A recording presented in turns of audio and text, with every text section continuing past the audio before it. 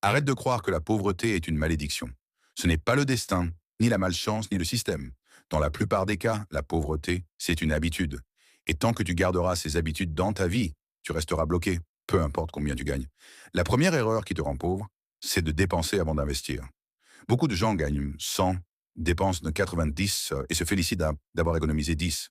Mais le riche, lui, gagne 100, il investit 50, il épargne 50-30 et il vit avec le reste. Tu vois la différence? Le pauvre dépense pour paraître riche. Le riche dépense pour le devenir réellement. Les vêtements de marque, les téléphones dernier cri, les sorties juste pour être vu, tout ça ne t'approche pas de la liberté. Ce sont des chaînes dorées. Si tu veux changer ta vie, change ta priorité. Investis avant de dépenser.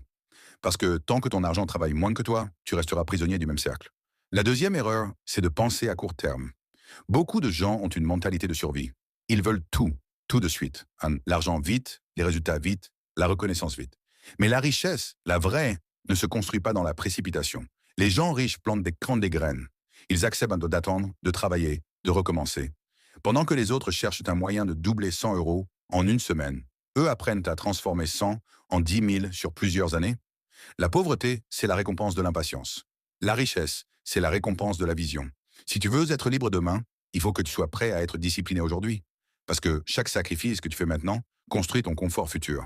Et la troisième erreur, c'est de ne jamais apprendre. Beaucoup veulent être riches, mais refusent d'ouvrir un livre sur l'argent. Ils veulent un business, mais ne connaissent rien au marketing, rien à la gestion, rien à la communication.